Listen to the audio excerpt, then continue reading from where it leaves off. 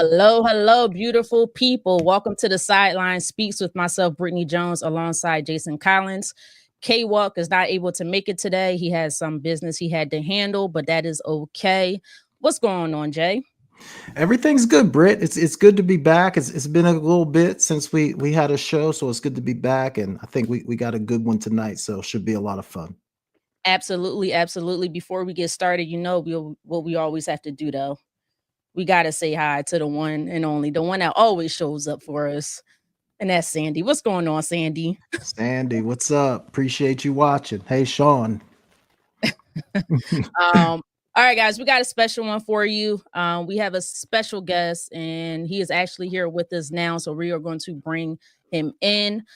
Just to give you a little quick background, he is a retired NFL player. He played 8 years in the NFL. He played for the Dolphins, Eagles, and the Cowboys. So my team and a team that we should not speak of. Um, um, he is also a father, author, philanthropist, public speaker, mentor, and coach. And I'm now going to introduce you guys to the one and only Nolan Carroll.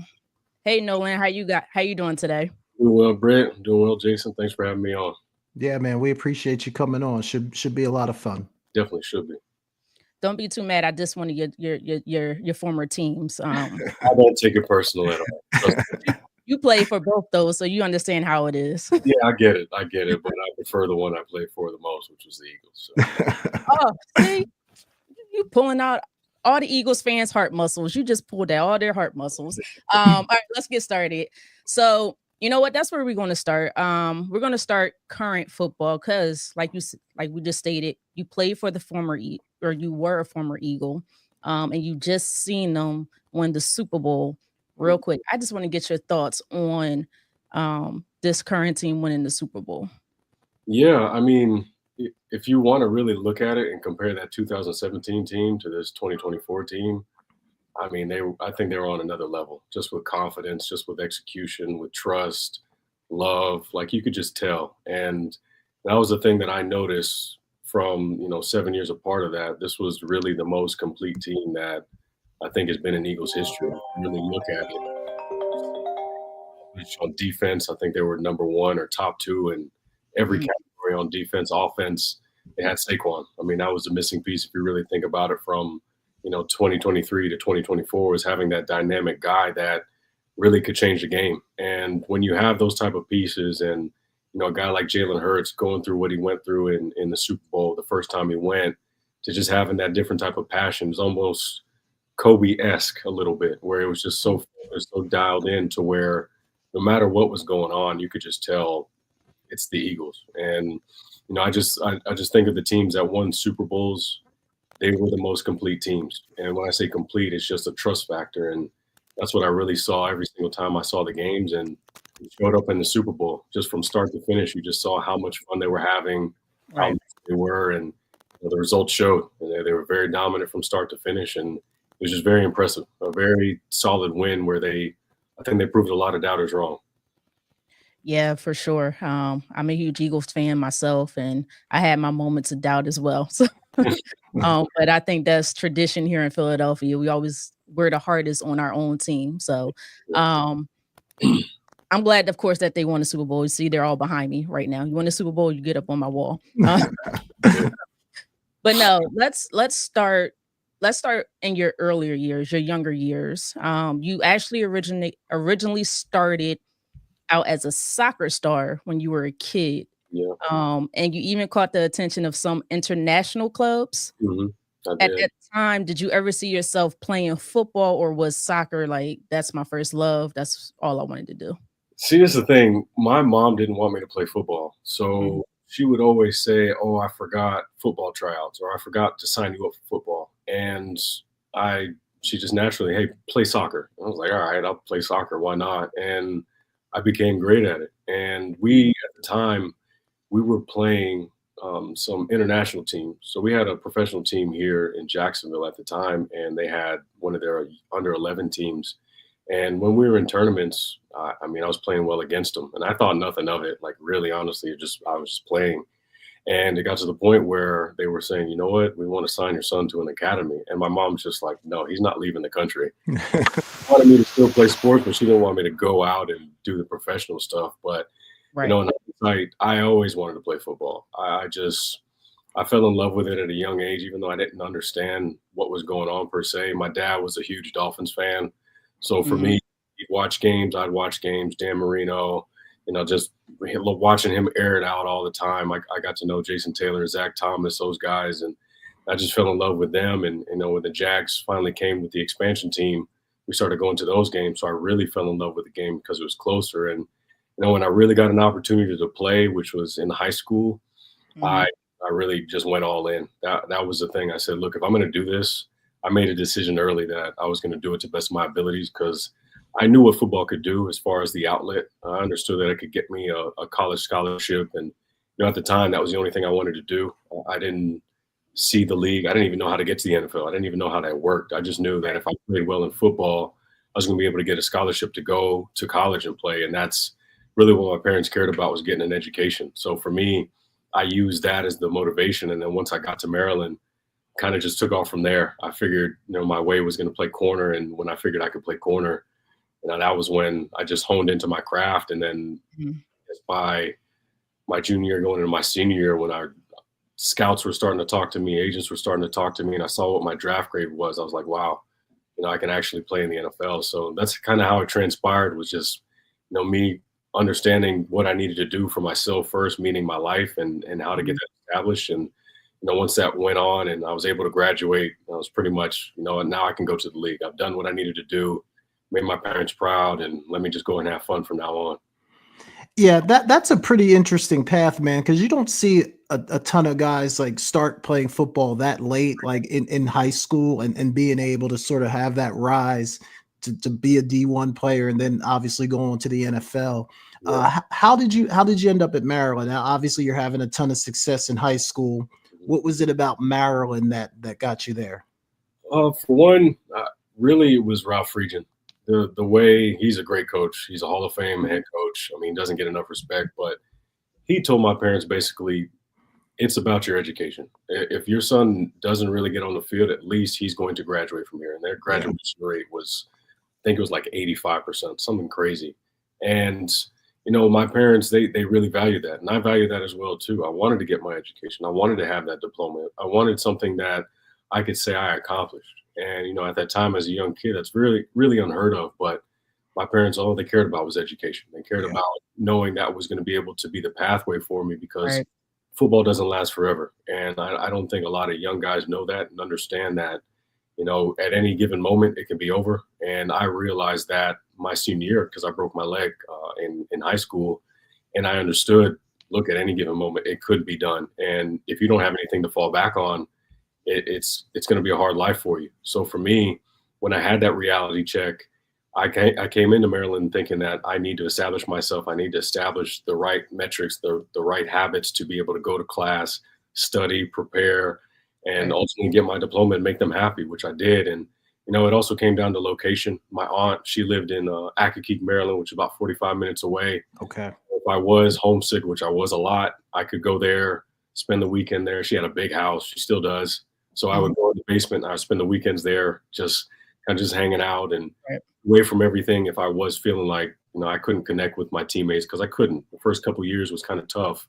I actually wanted to transfer, but, just having her there and, the support of Coach Friedgen as well, too, kind of pushing me, I was able to persevere for those first 2 years. And then come my redshirt sophomore years, when I forgot to mention this, I was playing receiver, and then I moved from receiver to defensive back. And that's when it really took off for me and everything started clicking. So those played a factor in it. I had many offers from many other schools, but it just was not the fit that I thought Maryland would be. And I'm glad I went, because people still feel like I'm from Maryland.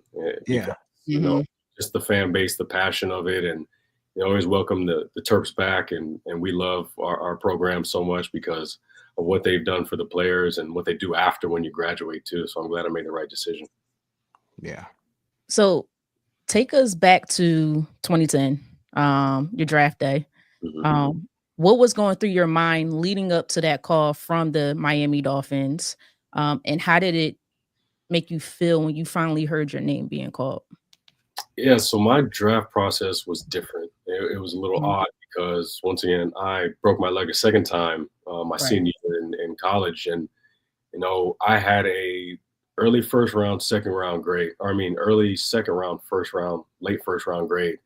And for me, I was preseason on the Thorpe list. I was preseason All ACC, so I had these things going in for me where I was just like, all I got to do is perform well in these games. And we played Mhm. against Cal. I played well against Cal, and then the second game of the season, I break my leg. And for me, it sucked because I'm watching all these other guys that I know I'm better than. It's just a competitive spirit in me, and I didn't get a chance to showcase that the entire season.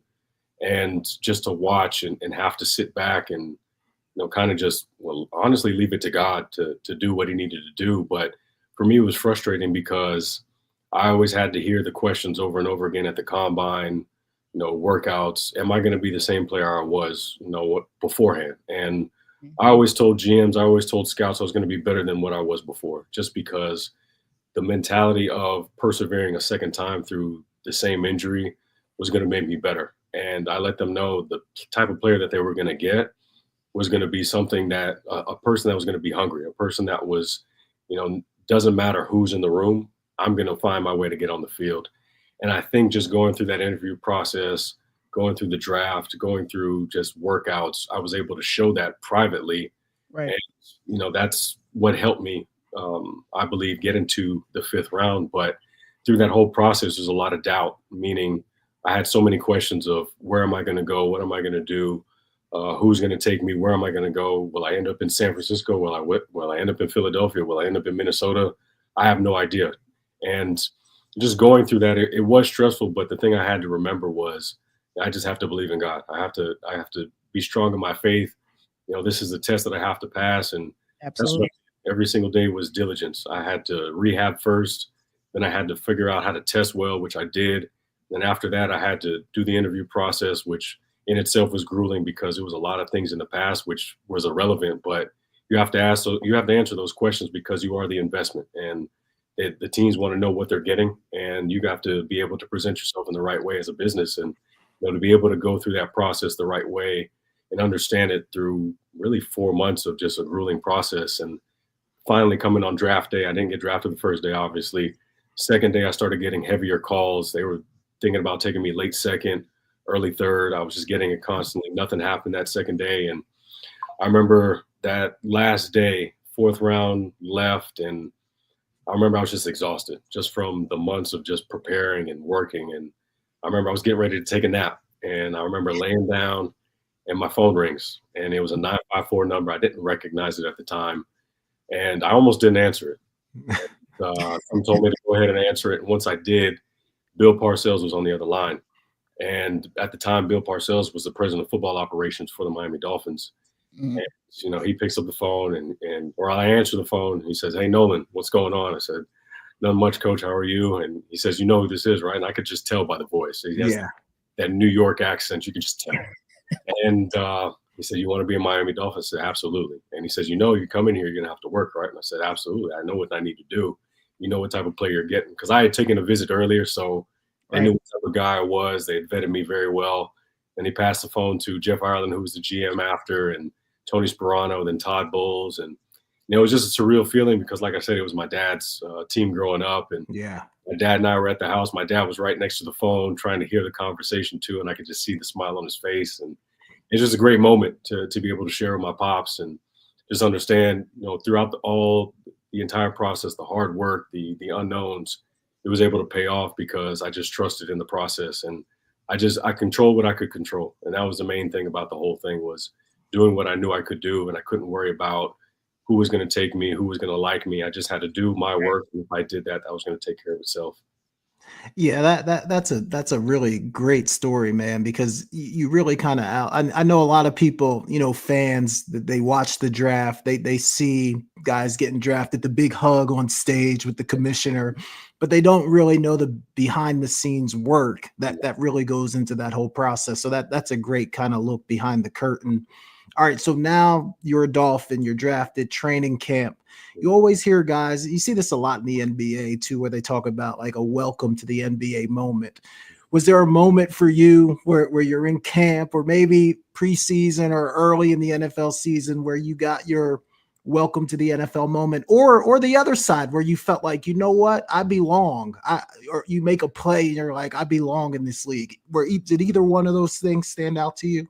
Yeah, both of them happened actually. So I can't remember what week it was. It might have been week 4 or week 5. And Todd Bowles at the time, he was my defensive back coach. Yeah. We were having fumbling problems on offense with Ronnie Brown and Ricky Williams. And I remember right before practice, Coach Bowles was saying, whoever can punch a ball out of Ricky's hands, I'll give him $1,000. Like, you know what? I'll take that bet. And I remember getting ready to punch the ball, and Ricky punched my hand. He actually broke my hand. And I was a kickoff returner that year. So I had to wear a cast and catch balls with one hand the entire season because I was selfish and trying to get my own $1,000 from that. That was my welcome, because I didn't realize at the time, running backs, you understand them. I played running backs in college, but the NFL is completely different. Those guys play at a different speed, and me being young and understanding that speed and that strength, I got it firsthand from Ricky, and it was a humbling moment for me. But the time where I feel like I arrived actually is kind of like a twofold. So I got my first start against the Cleveland Browns. And I think it was like week 12, because Al Harris, he tore his hamstring. So I had to play. And I remember I dropped a pick, and it would have been a pick six. And I read the route. I read everything. And Jake Delhomme, he's getting ready to throw it to Ben Watson, the tight end. And I just, for some reason, I don't know if it was a sun in my direction or what, but I dropped the pick, and we lost that game, and I felt so bad. And I remember telling myself the entire week, I'm going to pay it back. Like, I'm going to get it back from my teammates, because I felt like I let them down. So we go to the Meadowlands next week, and we play the Jets. And it's like 3rd and I think 13 or something. And I just remember telling myself, I'm going to catch a pick. Like, I'm going to redeem myself. And Santonio Holmes is running a comeback. Mark Sanchez throws the ball. And I mean, it's technique. Like, it really is, from not from what I've seen, what I've said, but people that have seen it have told me it's just repetition and technique. It looks teach tape, basically. Yeah. Right. Just breaking on the ball, having vision, toe tap on the sideline, catch a pick. And that's actually a game I got tripped too, but that was my actual, like, I belong, because I made a play. I made a play on Super Bowl MVP. I made a play on a first round pick in the Meadowlands. And I felt like that was my arrival, saying that I could play in the league because I was able to make a play. Yeah. Good stuff. You kind of answered it already for me. But it was the game that you got your first career interception against the Jets. But then, like you just said, there was a little bit of controversy on the other side. I'm bringing it up. I'm gonna ask somebody where you were tripped about by one of the opposing assistant coaches, I believe it was, from the Jets. I believe it was on a special teams play. Yes. What were your thoughts on that incident, on that situation? I mean, you're a rookie. You don't. You kind of handle things differently as opposed to maybe when you're a 5-year vet or whatnot. What were your thoughts with this young coach tripping you up? Yeah, well, you heard stories, and we talk about it at special teams all the time. Try and stay away from the sidelines as much as possible, because guys have been known to build a wall to block you, but I've never heard somebody trip you. And I know for a gunner, people don't understand this, because people thought I was just getting my butt kicked and thrown to the sideline. You got to use the sideline to your advantage as a gunner, because they can't touch you anymore. But guess what? The other team knows that as well. So they formed a wall. And I remember, as I was trying to come back in, I could see the returner, but I also saw, like, these guys are leaning a little bit too much to get in my way. And I just remember at the last minute, I could just see his knee kind of come out, and I just remember tripping.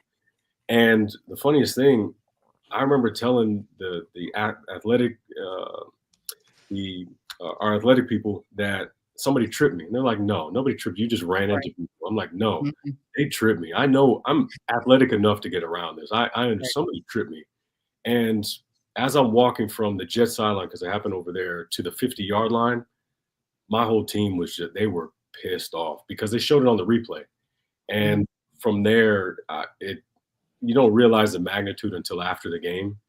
And I probably had the most reporters I had maybe in my young career that year, just asking me about the whole thing. But it was just crazy because you never think somebody's going to do something to harm you as a player, especially because Right. we're always harping on player safety.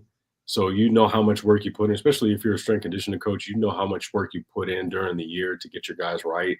So why even put somebody in that compromise to even do that to a player that's really working his butt off to make a play to stay on the team? That's really, if I would think about it from that perspective, you wouldn't even try and do that because of player safety and understanding it's his livelihood. And unfortunately that happened, but let bygones be bygones. I played another 7 years after that. So Yeah. it is what it is. I knew I'd always be attached to it. When it happened, I just knew I'd always be attached to it by just relation. But hey, it is what it is. I'm still here. I'm still healthy. My knee's still good, so I'm great. Yeah. Yeah. That go ahead, Jeff. And we're just, I mean, we're just kind of early into your NFL career at this point, and I'm sure Brittany's going to want to ask you about the Eagles because she's not going to be able to help herself. but I don't know. Like I think I want the fans to understand, because a lot of times you're sitting at home on the couch, guys are watching football, and they think, oh, I could do that, right? And they don't understand that this is the elite of the elite, like the 1% of guys that play football. The top 1% are in the NFL. Yeah. So I always like to ask this question because you're in that class with the best of the very best. But even in that class, sometimes you have a couple of freaks that even can separate themselves from the elite, right? And did you have any teammates or anyone that you went against that you just felt like, man, that guy's different? Like, we're all great here, but man, that guy is just different.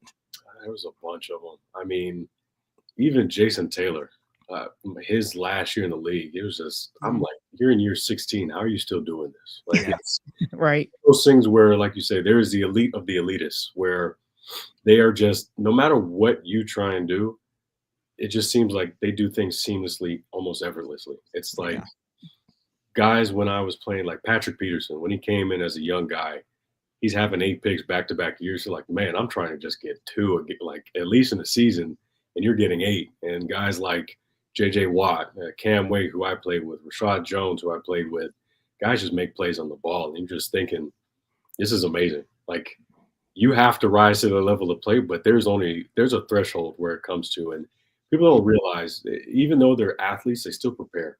Yeah. And we prepare constantly. And I remember we're in the building for like 14, 15-hour days. Like, that's what people don't see. You're in there from 5:30 in the morning, sometimes 6 o'clock at night. And it's all about repetition, how you can get into a routine of breaking down film, taking care of your body, having the relationship with your teammates, and doing that on a daily basis and practicing faster than a game situation to get you ready for Sundays. There's so many things that go into preparing for the game. And then not to mention the stuff that you do when you leave the facility, like watching extra film, watching film with your teammates, having dinners with your teammates. Those are the things that people don't see. They just think we sit around on the couch, probably practice once or twice a week, and then we play on Sundays. It's not like that. It's very attention to detail. And you see the teams that are able to dominate week in and week out. Those are the ones that take care of business every single day, every single moment. And when you're able to do that, that's how you become a champion. And I've just been a part of locker rooms where it's been great like that. You can just see everything's clicking. And I've been on the opposite side too, where the communication's not great, the work ethic's not great, the practice habits aren't great. And when you don't have those things that are aligned, obviously you get the bad records, you get the coaches fired, you get players traded. But then on the other side, you get Super Bowls. So it's just, fans need to understand. And I think because there's so much of inside the NFL, behind the scenes, that people think, oh, I know this player personally. Yeah. But you only see what's on the camera. You don't see what's off the camera. You don't get to see those things. And just because you see a 20-minute clip or you see a 5-minute interview doesn't mean you know the player. Because there's so many things that they do in the off season and during the season that you do not see to make those spectacular plays, or even to make that one play that makes the top 10 or makes play of the year. You never know what really goes into it. So I think as fans, they just need to realize that, yes, this is dedication. This is experts really honing in on their craft to make it better than what they did the rep before, the year before, or even the game before. Yeah. So, like we mentioned earlier, you played for 3 teams, the Miami Dolphins, the Philadelphia Eagles, and the team who won't be named. I'm just kidding, the Dallas Cowboys, of course. Um, you probably like, "Boy, she's a really a Eagles fan, isn't she?" Well, my son, he's an Eagles fan, so he See? he doesn't like the fact that I played for Dallas. See? Right, raising a good son, there we go. No, so how did those experience compare, and can you take away, or I'm sorry, and what did you take away from each of those teams? Yeah, I think comparing would just be the systems. I mean, Mhm, everything is similar when it comes to the off season, but I would say in Miami, the thing that I learned the most was how to play in the NFL, understanding how to prepare. I was around great teammates. You know, I had Jeremiah Bell, who was a Pro Bowler. I mentioned Jason Taylor, Cam Wake, Randy Starks, Paul Soliai, Kevin Burnett, Vontae Davis, Rashad Jones. I mean, I was around some studs. So for me, it was one of those where I had to learn the game, but I learned the game through them, like understanding because most of those guys were a year after me, meaning they got drafted in 2009, so they had already went through the rookie season, and they were showing me what to do, what not to do. So I think my learning curve was a little bit better because they told me, hey, week one, this is how you're going to feel. Week seven, this is how you're going to feel. Bye week, you need to do this, and then the offseason, this is what you need to pay attention to. And having those type of guys, and then also having a defensive coordinator like Mike Nolan, really pushing me and putting me in positions to where I had to learn how to play nickel, which was inside. And I'm a big dude. I'm 6'1". Well, at the time, I was 6'1", 208, playing inside. And I was playing against one of the best slot receivers, Devon Best. So I had to play against him all the time. I had to play against Brian Hartline all the time, Yeah. Brandon Marshall. So I was getting different variations of receivers, and mhm, that helped me for when I went to Philly because I ended up playing against Odell Beckham. I ended up playing against Des Bryant. I ended up playing against Deshaun Jackson. So having those variations of guys in practice daily allowed me to have the tools in my tool belt to have the right game plan when I was preparing during the week. And I think from Miami to Philly, I think that's when I really grew up. Is when I was in Philadelphia, and I believe, my son, he was just born too. So right when I signed with Philly, he was born. I signed in March, I think. He was born mhm, in February, and that's when things changed for me because I knew what I was playing for. I wasn't just playing for myself anymore. I was playing for my son, and that was a reason for me doing what I needed to do every single morning, every single day.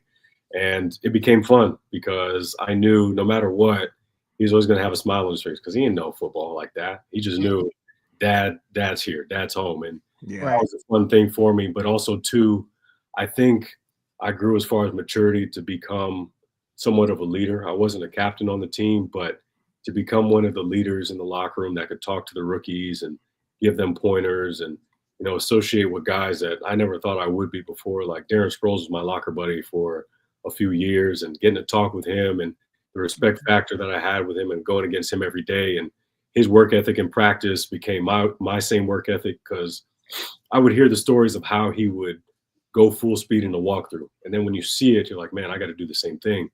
So you begin to prepare differently, and guys like Malcolm Jenkins that he pushes you mentally to understand the game on his level because he's playing at a high level. So now you have to study more, you have to prepare more, you have to be on the same page as him, and being with D'Amico Ryans as well too. That values excellence. You need to be able to bring your best every day and play as a unit. Those type of guys I had in the locker room allow me to mature more and be a better person more so than a player.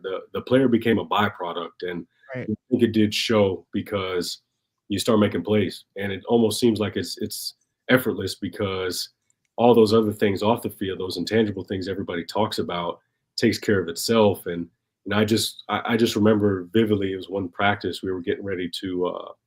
I think we had just lost to Washington, and my coaches they were getting on me, even though I didn't play a bad game. mhm, It was just one particular instance where he got on me, but I remember my teammates just saying, "Man, you got to shake it off. You're a Pro Bowler. Like you're going to the Pro Bowl. You're balling." Like I had to sit back and think to myself, like, man, they're right.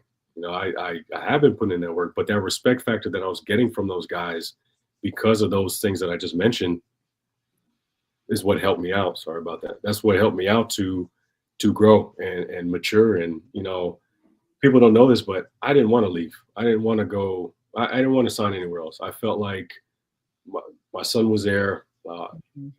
The city, I embrace the city, highs and lows. I didn't care if they talk bad about me. That's just brotherly love. You know, if you're Right. telling well, great. If you're not, they tell you the truth. I'd much rather somebody tell me the truth than not. But Right. it's business at the end of the day. And I knew what they wanted to do. I knew what direction they wanted to go into. But I had no ill will. Never did. I was just back there for the parade. I was at the facility. So, I mean, I it's always all love for Philly. But for me going to Dallas, the thing that I realized about Dallas was I understood the enterprise of what the Cowboys are. And a lot of Mhm. people, people hate the Cowboys, and I get it. I understand it. Well, but I have a lot of respect for Jerry Jones because that year that I got there, it was his Hall of Fame inductee ceremony. So Mhm. they relived his history of buying the Dallas Cowboys and what he had to go through. And I got to talk to him about it too. And I was enamored because I didn't realize he had to go through that much to buy the team, and I didn't realize just the scrutiny behind it and the things that he had to do behind the scenes. People will not realize to get it to one of the richest franchises in the world. I Yeah. think I started to understand business more because of me being there, even though it was short. I began to understand what a business needs to look like and how it needs to operate. So very thankful, for my time there. But like I said, all three places were different, even though they were the same systems. I learned something at each spot of my NFL career. Yeah, I No, was go ahead, Britt. Go ahead. I just want to comment. I'm an Eagles fan, but the one thing I always say when it comes to business, I don't. It's not too many people who could touch Jerry Jones. That is a respect level that you just have to give him and commend him for. And he works very, very hard in order to get the Cowboys to where they are. Yeah. Yes, we hate hearing that they're the most valued franchise, but I mean, if you want to learn business, that's the man you probably should go to first. Were there any coaches, that made the biggest impact on you, and, what lessons did they teach you? Yeah, there were two. Todd Bowles was the first one. He really trusted me. That's the one thing. He showed tough love, but I mean, man, he taught me so much. Just I was taking my lumps really my second year because I had to. Vontae Davis got hurt, so I had to start for the majority of that year, and now he thrust me into the fire, and I had to learn the hard way. But Right. the thing that he was very patient with me, and he taught me the game. And it got to the point where, towards the end of the season, it was really clicking for me. And I appreciate him for really not giving up on me and showing me the ropes and how to be a real pro. And a lot of people don't understand that because they just see him on the sidelines and it looks like he's all mean. But Yeah. he's a down to earth guy, and he's a real teacher. And Mm. almost like a father figure that I had in the NFL because every single day it was always a challenge to get me better. And that's exactly what he did. And I was appreciative of it. And the other coach that I had, and he's with the Houston Texans right now, it's Corey Underlin. And Corey, he broke the game down in a different way for me. He made me understand the mathematics of the game. And he never played DB in his life. He'll even tell you he was a high school quarterback, and that was it. Mhm. But he was able to break the game down to where the anticipation level was on another, like it was just different. Like I could look at the formation and understand what was coming. And I didn't do that. I wasn't able to do that in Miami all the time. It was very sporadic. But when I got to Philly, it was, I mean, once he broke it down, I was like, wow, I know what's coming. Like every time I know what's coming. And that made it easy when you got to play against Julio Jones. It made it easy when you got to play against Pierre Garcon and, Reggie Wayne and Jordy Nelson and Devontae Adams and, against there's so many people that I got to play against, but the Mhm. confidence level of understanding, all right, this is the hit chart. This is where they want to throw the football. This is what they're doing on first, second down. Look at their splits. Look how wide he is. Look at his stance. Look like all these little things that you're thinking about, and you're like, man, it's really put together. He understood the puzzle pieces of it, and I think my game really took off in 2015 just by him always teaching me something new every single week. And I just played with so much confidence because he broke the game down in a way that I never had it broken down before. Now, I don't know if it's because I was older, but I just felt like the preparation that he gave me, the tools that he gave me, those are things that, I mean, I value and I still teach to my guys now. And you can see it. He was with Denver with Aqib Talib and Chris Harris. So that lets you know anything. And now when he's at Houston, He's with Darrell Stingley. Is that his? I think that's the name, number 24, and he's a Pro Bowler. So you just look at the production, and then Lassiter is the other guy, number 4.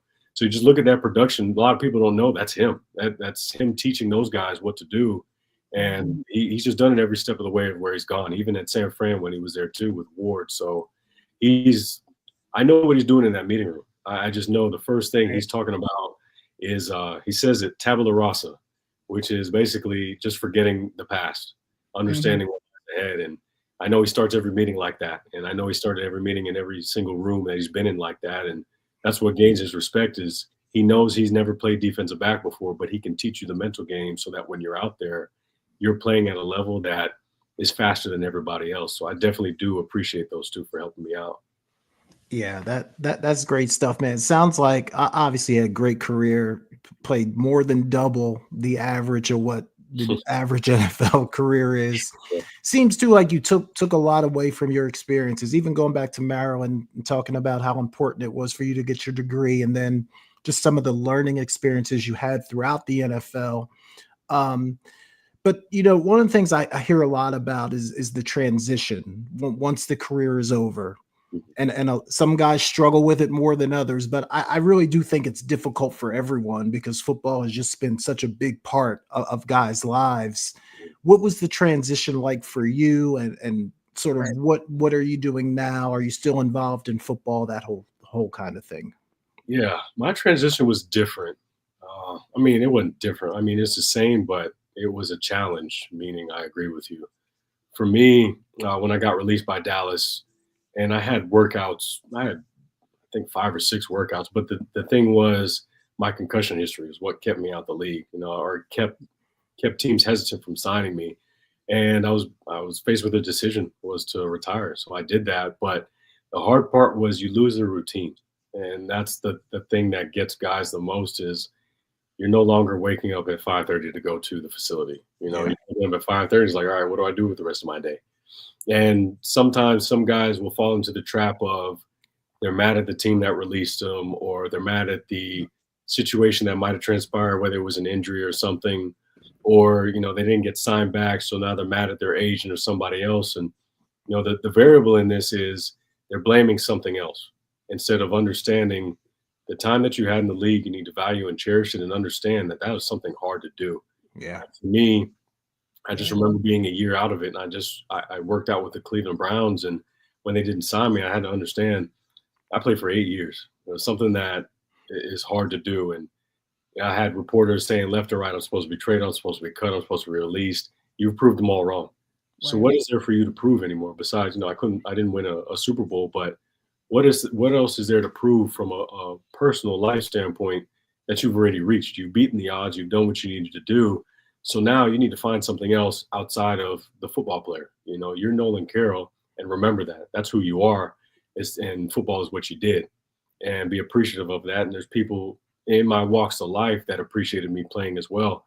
It's just finding something else to fit into that routine. And for me, I was able to do that. And I went into business really seemingly almost immediately. It seems like a year later. And I got into a couple ventures where I opened up a 3D printing store.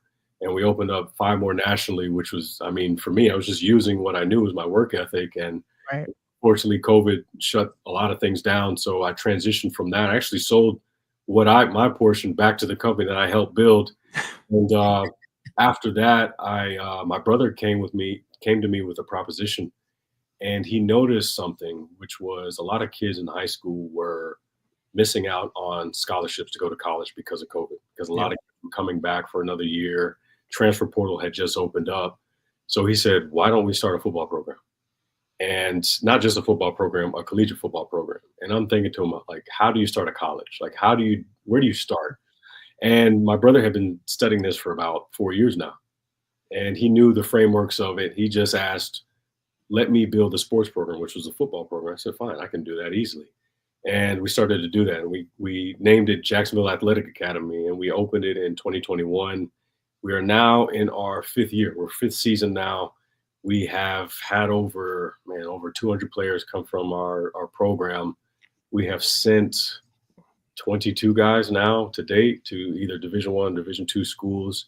We've had first graduating class, 11 guys this year, and we've had a cumulative GPA of 3.2. Oh, that's awesome. Um, it's really all the things that we just talked about. I am showing these kids what to do and how to do it, how to be a business, how to be an entity, how to be a brand, understanding NIL deals, understanding scholarships, understanding the landscape of college football so they can help navigate it. So when they do leave from our program, they know what to do. Because right now it's so wide open, but it's still tight, meaning once you do get to that next level, kids are not working the same way anymore. They expect everything to be given to them. And Yeah.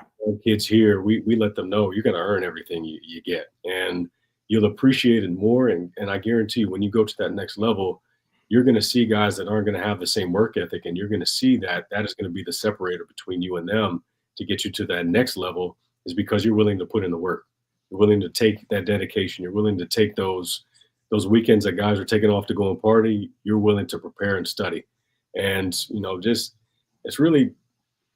it's been fun because all the things that I've learned, all the little nuances, all the bad breaks, all the politics, Right. show them what to do. It's almost like a cheat code in a little bit. Like Yeah. you see how they're doing, and I check up on my guys a lot, and they're telling me, "Coaches, everything that you said." And I'm like, man, it's funny because it hasn't changed. It really, the system of football hasn't. And I take pride in giving them everything that I learned from Coach Bowles, Coach Parcells, Mike Nolan, Corey Underland, Jim Schwartz, being in the Eagles facility, being in the Dallas facility, being in the Dolphins facility, and be able to give them that piece of information.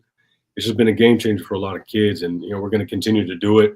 We're actually getting ready to play our first Division I team here this year, which caught a lot of people by surprise because nobody thought we'd be in this position. But I mean, that's my life, honestly.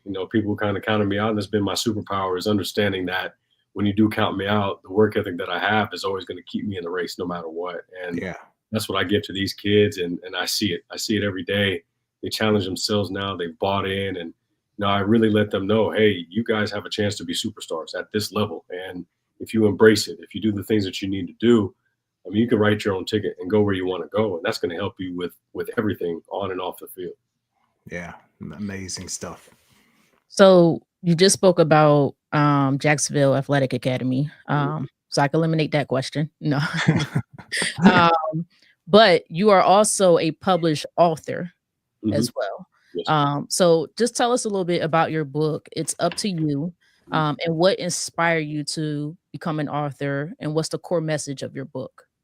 Yeah, so I'll start with the core message. My core message is understanding your mindset. I think that's the biggest thing. A lot of people look for external factors to help them out, but really you can't run away from your own mind. And if you understand how to challenge yourself internally, and master your mind, your thoughts, the daily habits that you have every single day, you can truly do what you want to do. And I'm just a testament of it. The stories that I have in my book, it talks about that, overcoming adversity and how I was able to do it. It wasn't just, I prayed and then all of a sudden my leg got healed overnight. I had to learn how to walk again. I had to learn how to walk to the bathroom. I had to learn how to put on my pants. I had to learn how to take a shower all over again, and I was hit with adversity, meaning people who were thinking that I wasn't gonna be able to play football anymore. And I had to prove myself and prove to them that I was going to be able to come back. But it all took a thought. It all took that mental challenge of every day waking up and recommitting to that process to get me to where I am today. And just want to remind folks in my book is you have the tools that you need. And it really comes down to confidence and really understanding your capabilities, how you communicate to yourself and other people, how you work with other people, and then ultimately what you're able to create once you do those things. And most of the time, if you have all those and you're able to work on them daily, you can create anything you want to. It's really a mentality, and people need to understand this is if you can challenge yourself daily and you can have the wins and stack those wins daily, you'll look back and think to yourself, man, I did that. And you can be proud of the work that you really established for yourself. And the thing too is you'll be able to motivate other people that are watching you, because you really do set an example. And you might not see it because you're not the actor or the actress or the NFL superstar, but there is somebody watching all the time. And if you can be a testament to them and they can go and use you as an example to say, hey, they did this, I can do it too. That helps. As long as you can influence one person, that one person influences another, it's a chain effect, and that's what my book really it hones in on. And it's funny because I was writing a book before that, and I was writing a book about like my entire life.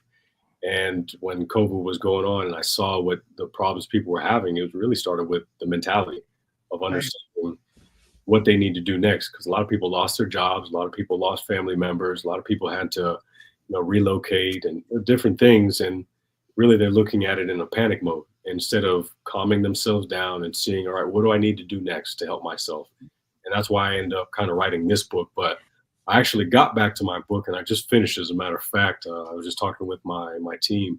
We just finished it, which I'm happy about because this is a book that I've always wanted to write. It's more about my life, the struggles, the adverse situations, the more in detail about the things that I talk. And it's up to you. I have the title. I don't know if I'm settled on it yet, but I'll let you know about it. But it is more advanced and more detailed of all Right. the things I did talk about, and it's up to you. Well, please let us know where we could find both of these books. Um, I don't know, is it a website, Amazon? I don't know how. It's on Amazon, but I'm giving it out for free. It's on my app. So I have an app too. It's called the Recommit Mhm. app. And the app is breaking down lessons from the book.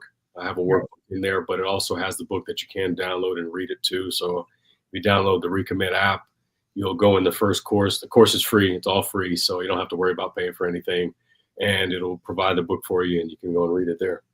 Yeah, I'm definitely gonna look it up, and I like those type of books. So I have a couple more questions and I know we have to let you go. Jay, you have any? Go ahead, Britt. Go ahead. I have one fun one, but I'll save it for the very last one. That So was do one what of you need mine to as do. well. Okay. So before we get to our fun questions, when you hear the words, uh, when you hear the words like father, NFL veteran, with an 8-year career, I won't read your career statistics, but you get where I'm going here. Mhm. Coach, mentor, author, philanthropist, public speaker, and businessman. I may have forgotten a couple, but when you hear this, how does that make you feel? And do you ever take a moment to reflect on everything you've accomplished? Not really. I mean, I think I'm always living in the moment, so I know Mhm. what I'm doing.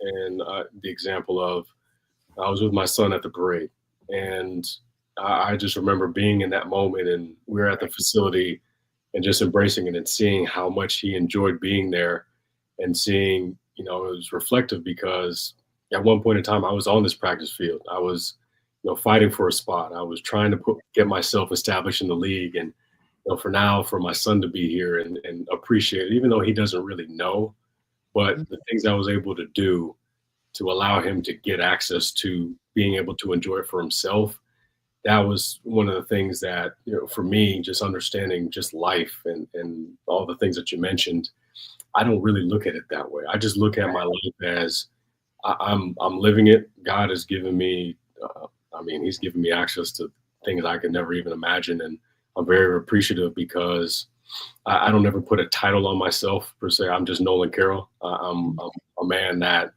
is doing what I was destined to do, and I was live life in grace of Him and leadership with Him and fellowship with Him, and Right. hopefully I can be that example to others, to be able to follow not just my footsteps but follow their dreams and understand that, if they do have the courage and they do have the faith, they can do the same thing.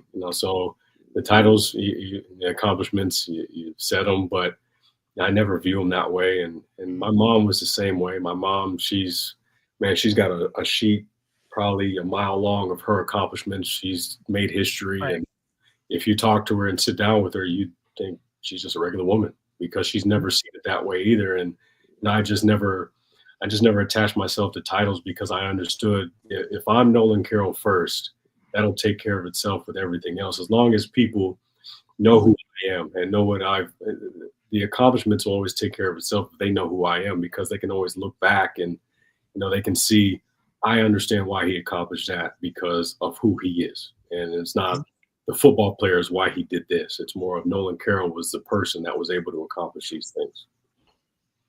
Absolutely.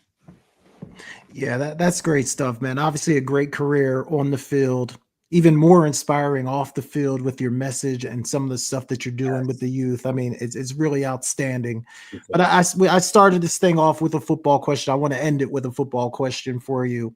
And I hate to put you on the spot, not kind of tell you this was coming, but you played corner, which I think may be the hardest position to play in football. Yeah. But if you had to build the ultimate defensive backfield with 4 guys all time, 2 corners, 2 safeties, do you have an ultimate defensive backfield? I know that's tough, but does any 4 guys jump out to you as some of the greatest guys to play in the secondary? Man, obviously you got to put Dion out there. But a person I'm probably a little bit biased that I would put on the opposite of Dion, I put Al Harris. Honestly, Al Harris was a guy I respected. I played with him. I got to be coached by him. He's a guy that was very dominant, but he was in Green Bay, so he didn't get that media pub. But if you look at his numbers, he was amazing. Yep. As far as safeties, gosh, Earl Thomas is one, obviously. Mm-hmm. Earl Thomas, and I have to give love to Malcolm.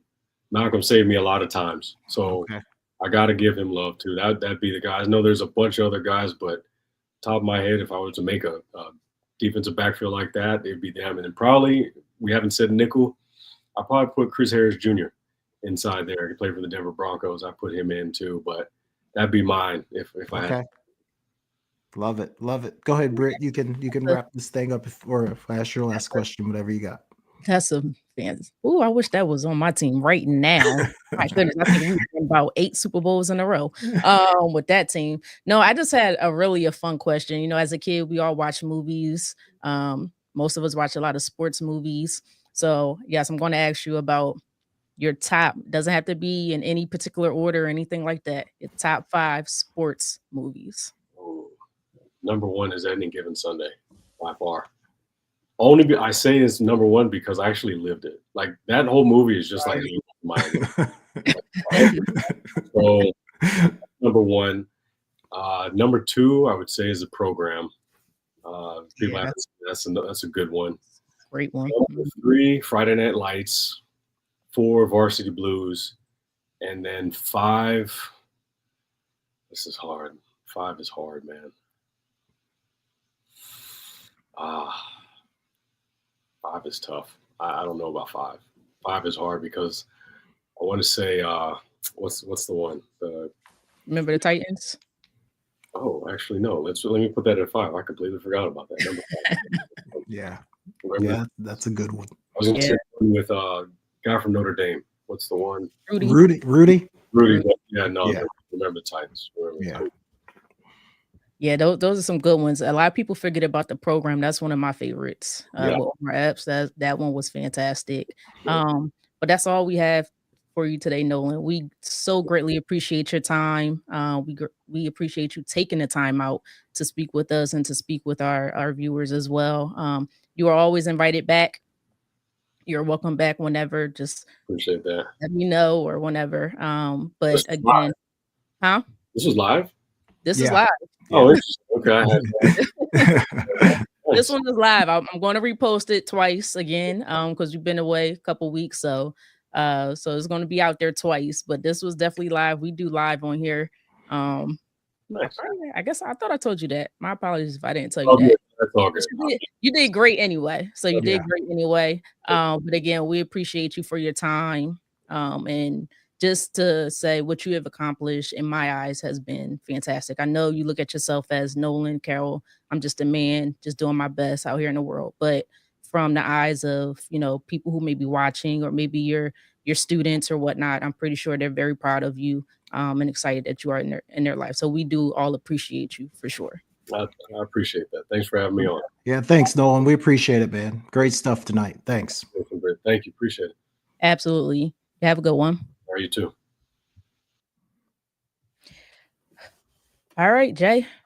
That was good. That was fun. Yeah, that was great. He was outstanding. Great story, great player. I mean, I loved every minute of that. So I was eating up everything he had to say there. So just really inspiring, great stuff. So I loved it. Absolutely. He was what we always like to say, a easy interview. It felt easy. It was fun. It was exciting.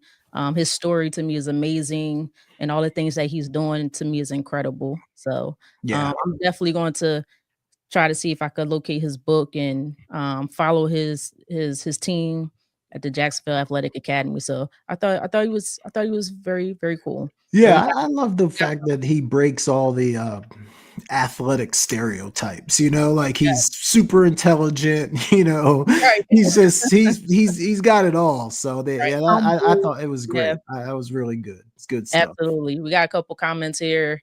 D Brooks, awesome interview, guys. And a couple. So we're not going to take too much of your time because Jay, we're usually about 2 hours. Yeah, yeah. Um, I do have a couple football questions I have to Okay, ask you. let's get Um, into it. I know it's the off season. I know it's not live action. I know we kind of switching gears to basketball, and I did check out Unrivaled, um, and I'm loving it. My goodness, Nafisa Collier and Brianna Stewart, they done started something special, and I Yeah, hope it continues to grow because I was excited. I think I watched Brittany. It was Brittany Griner. No, yeah, Brittany Griner. I yeah, can't remember what the team that she was on going up against Angel Reese's team, yeah. I was and watching that too. Yep. that was exciting basketball. Angel Reese, you could really tell she worked on her game, and I can never. Is it Chelsea Gray? Chelsea Gray. Yep. Chelsea Gray. I don't care how old she is, she could still Still play. getting it done. Still getting it done. If she's healthy, that's a special player. But I got to go back to the team that you claim but don't claim. You want to see how they are. Uh, and that's the name that I said earlier that we don't like to mention. I'm sorry, that I don't like to mention. That's the Dallas Cowboys. Um, Dak has said some interesting things. Michael Parson has recently said some interesting things about the Eagles and how they think that they could basically be better than the Eagles or so, or they are better than the Eagles, or they compete with the Eagles. Let me correct that. Um, but then there was another announcement that recently occurred that their all pro future Hall of Fame center, Zach Martin, has recently retired. Just give me your thoughts on what Dak Prescott has stated, and then also the loss of Zach Martin and how that can impact this team for next year. Yeah, I'll start with Zach Martin, Britt. Anytime you lose a player like that, even though he's played a long time and is not as good as he was when he was at his best, I think anytime you lose a player like that and the kind of leadership and consistency that he brings to your offensive line, I think it's a huge loss. Number one. Here's my biggest problem with some of the things Dak's saying and Micah Parsons, who it seems like every day there's something else new coming out of his mouth. Like at some point you got to get it done on the field. Like you can Right. talk about it all you want. You can say you can compete with the Eagles. Listen, they're holding up the Super Bowl trophy and you're not, Right. So I just think at some point you have to just be quiet and go get it done. And for me as a fair weather Cowboy fan, that's what I would like to see them do. Stop talking. Stop talking about what you can do, what you could do, what you should have did but didn't get done, and just put your head down and go to work. And then when we start seeing some results, then we'll hear from you. But listen, I think the one great thing about the Eagles is I think they're built for success for a really long time. They've built that team out the right way. That front office deserves a ton of credit. I think Dallas could learn some lessons from the way that Philly has gone about their business. Mhm. But just sitting around talking about what you think you can do and that you can compete, like nobody cares, Dallas. Until you actually get it done, nobody cares. You already know how I feel about this situation, Jay. I'm not going to go off on a tangent, of rants or anything like that, but I will say I 110% agree with you. Get it done. Stop Yeah. talking. I think that's the problems with that organization, or within that locker room, not the organization, but within that locker room. In the front office, I will say they talk too much. I Yep. think they just, and I get it. We just talked about Jerry Jones a little bit earlier, the businessman that he is, and he's extremely intelligent businessman. Um, but at the same time, it's football, and you want your organization to win Super Bowls. You want people to view you as a great team, not just a great, money maker. These fans, they want to see Super Bowls. And I just think they talk too much. Everything they're just talking. Go to work. It's time to go to work. Put the action behind your words, as most of our parents would say. um, Yeah. Stop talking to me, just do it. And they don't do that enough. They don't do that effectively. And then you're get ready to lose Zach Martin. That's a big loss, and you might look to trade Michael Parsons. I don't think they will, but it has been rumors that they could be considering it. Maybe that is a smart move because that will allow you to get younger pieces that could probably really impact this team going into the future. But then what does that do with Dak Prescott? He is a little bit older. So for me, just stop talking and it's time to go to work. My other question is back is back in the news. We hear people complaining again. Once it has been announced which team has decided to submit the proposal to ban the tush push, and that was the Green Bay Packers. And we have gotten mixed reviews on this. Todd Bowles has come out and said he supports it. Is like, why will we get rid of an innovative play just because everybody can't do it?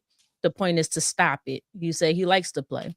What are your thoughts on this? Should they ban this? I know we talked about this last offseason. Should they ban it, or should people just stop crying about it? Yeah, Britt, I've kind of come full circle on this because I wasn't, if you'd asked me this probably 6 months ago, I probably would have said ban it. I don't like it, right?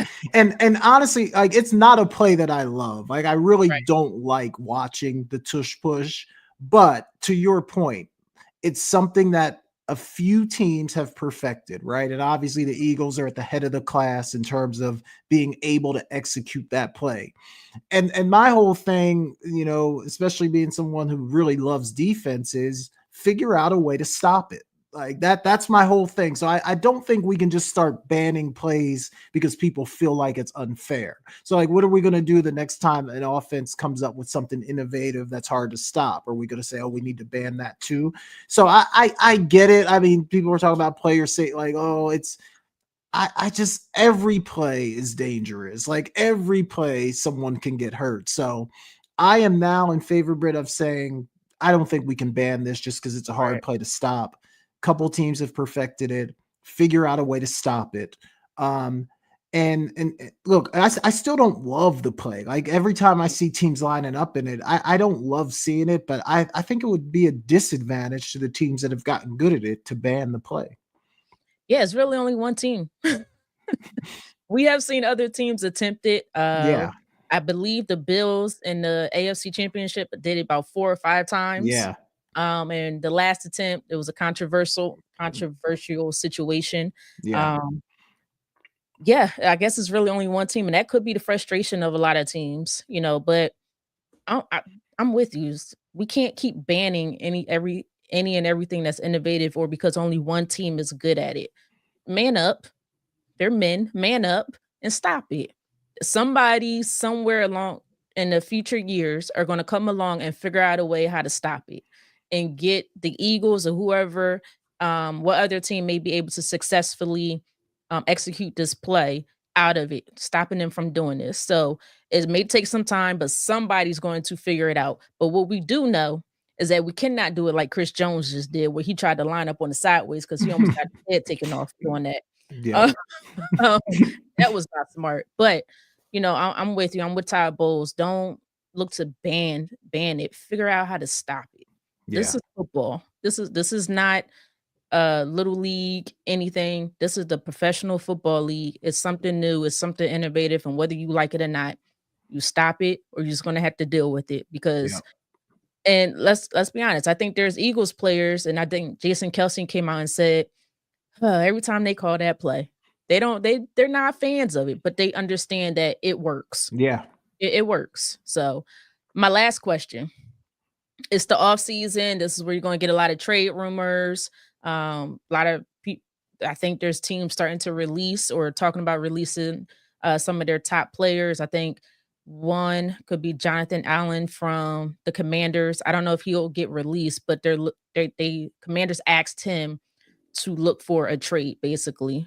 We're hearing the same about Debo Samuels, but the biggest name, as we know, and Jay, you got on me this last year because I said I wanted Myles Garrett, but Myles Garrett requested a trade. I know he requested it a Yeah. few weeks ago, but we haven't been able to talk about it.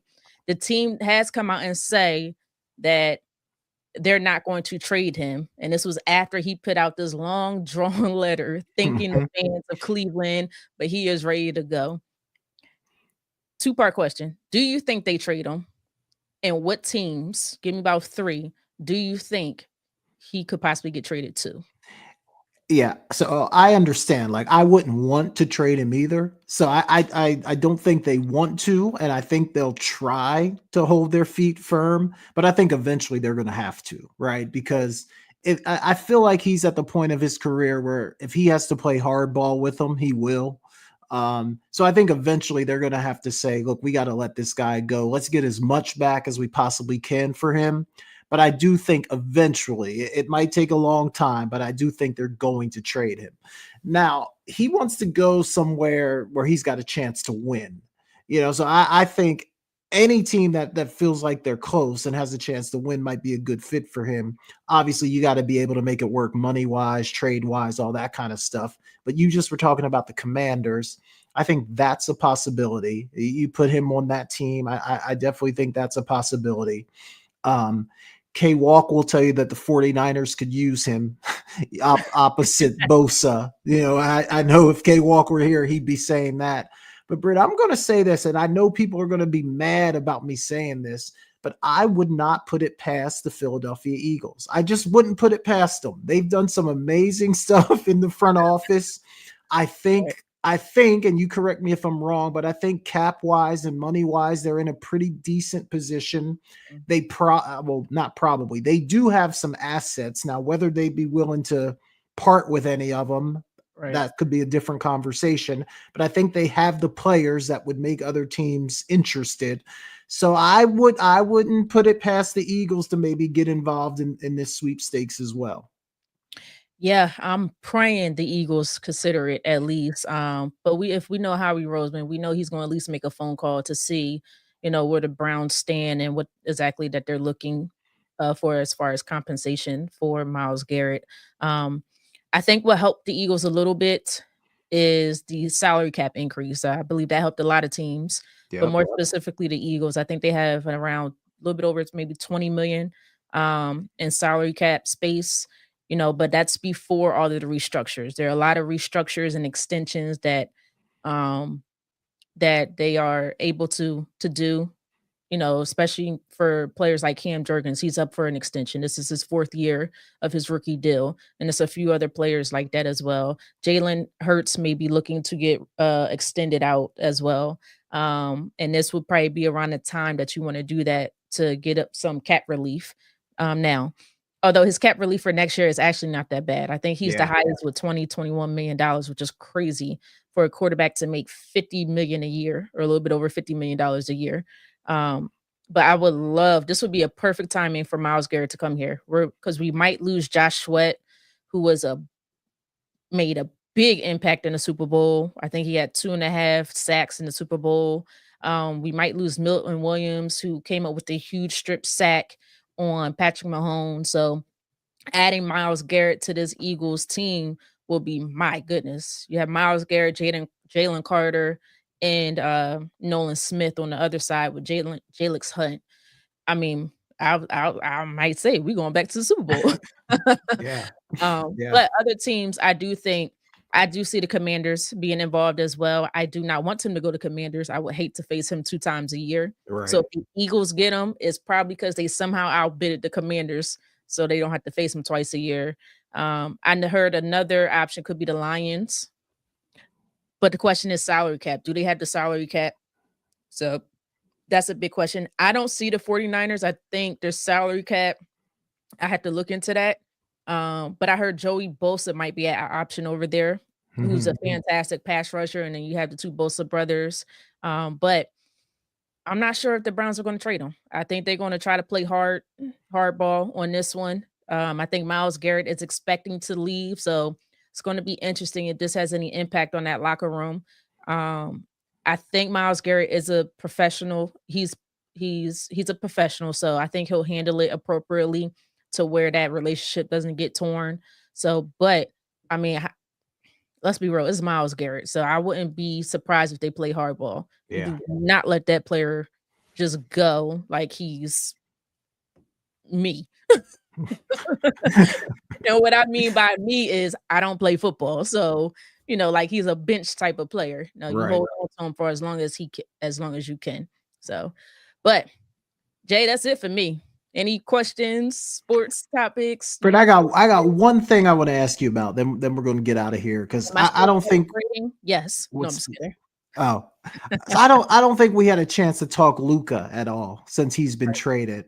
And the Mhm. Lakers are playing the Dallas Mavericks tonight, I believe. Tonight. Yeah. So just your thoughts on the trade, number one. I was gonna ask you, were you surprised? I think we were all surprised that he got traded. So just your thoughts on the trade, some of the stuff that's come out about Luka, like he wasn't in shape, that he likes to do his own thing. He's not a great team guy. And then also, do you think Luka's gonna try to like put on a show tonight when they play Dallas? Defensively, no. Um, I'll answer that question first. But no, my thoughts on the trade, like I said, we were all in shock. I was not expecting them to trade that caliber of a player this early in his career. Defensively, he's terrible, but offensively, he can go off in any second, at any moment, at any given time of the game. And he's part of the reason why they're winning. Do I think that he was causing issues in the locker room? I feel like for his teammates, no. I kind of feel Okay. like they got along. Maybe there were issues with the front office because of his Mhm. work ethic.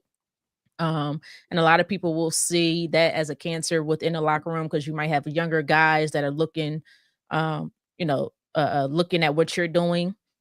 So maybe that's where the issue lies. But I think when it comes to players like Kyrie Irving, I felt like for the most part they played fairly well together. Um, of course, he's going to take the ball out of Kyrie Irving's hands, and that could have been part of the issue as well. But I was completely surprised, especially when he came out saying, I mean, we kind of knew his work ethic stunk. He Right. showed up to the games at times overweight, Yep. and he just worked his way out of it. So I think I actually thought the trade for the Mavs was fantastic. I thought Anthony Davis with Kyrie Irving will work very, very well. Kyrie could go back to having the ball in his hands full time. AD can be in the position that he wants to be in, which is usually that fourth spot. And then they had, I can't think of his name, but they had the young man at the center spot. And we seen it. AD went off in that Yep. first game before he got hurt. But unfortunately, that injury bug got to him, and I think that's going to be the downfall of the Mavs. And I know their fans are frustrated, but I would say to their fans, just hold on just a little bit longer. AD is still fairly young. They have a good core there right now, so just hold on a little bit longer. As far as the Lakers, they're playing a lot better than what I thought they would. I thought the defense would be terrible. And I'm still not sure in the long term, but right now they're doing very well in the present. Uh, and I think he's going to go off. I think there's going to be some, but I will say, will he allow? Because we know Luca though, when he gets frustrated, it impacts his game. Yeah.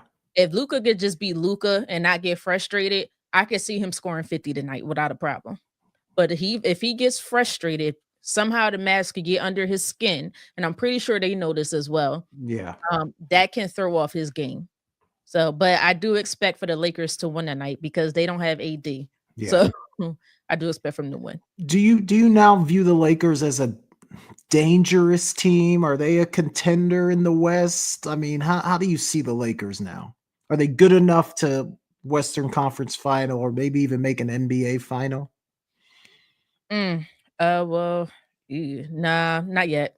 Yeah, not yet. I think there's some pieces that they still need. I think Luca is not great at defending that defense at all, but especially it looks like he's been guarding defending the guards, which is not a good matchup for him at all. They are way too quick with him for Yeah. him. Um, LeBron James, as talented as he is, future Hall of Famer, as we all know, and I don't want to disrespect him in any way. He is getting older. Can he help to continue to carry this team through the playoffs? I'm not sure. I think offensively they'll be fine. You have Yeah. Luka, you have LeBron, you have Austin Reeves, and so forth. I think offensively they will be okay. But as we have seen, defense is the one that wins you championships. I don't care what anybody says. Yes, offense puts the points on the board. We see it in the Super Bowl. We see it in last year's NBA championship. Boston Celtics won because they played fantastic defense. Yep. You know, Luka and the Mavs, keyword, played horrible defense. Yep. And I think that's going to be the downfall of the Lakers. They have to figure out a way how to get the defense up to par around Luka. That's going to be the biggest question mark. And I don't think they do that this year. Plus, you got OKC over there. OKC is tearing people apart. Yeah, they're really good.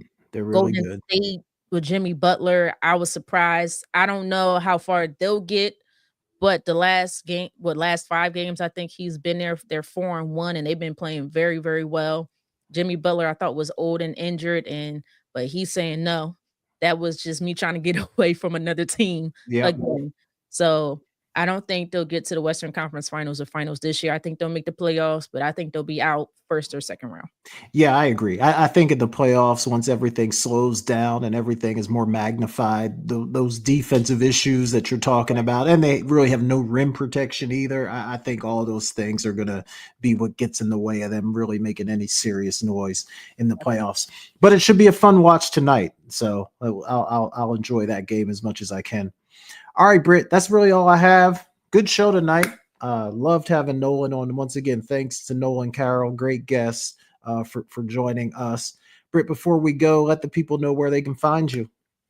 They already know where to find me. No, I'm just kidding. Where you can find me, I'm on IG, Instagram, TikTok, X, and actually I'm on Blue Sky. I just started Blue Sky. I want to give that a shot because X is getting on my nerves. So switching things over. At Brittany Monique. I am at Brittany Monique everywhere you can imagine.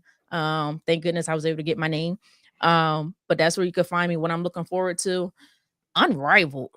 I'm really, even more than the NBA, there's unrivaled matchups. I'm really, really impressed. I hope it goes far. I'm trying to figure out a way if I could become a part of it in some way, somehow.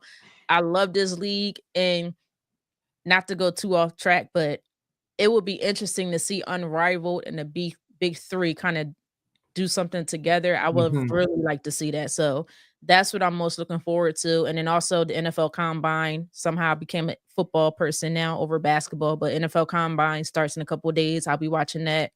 Free agency, to draft, the whole 9.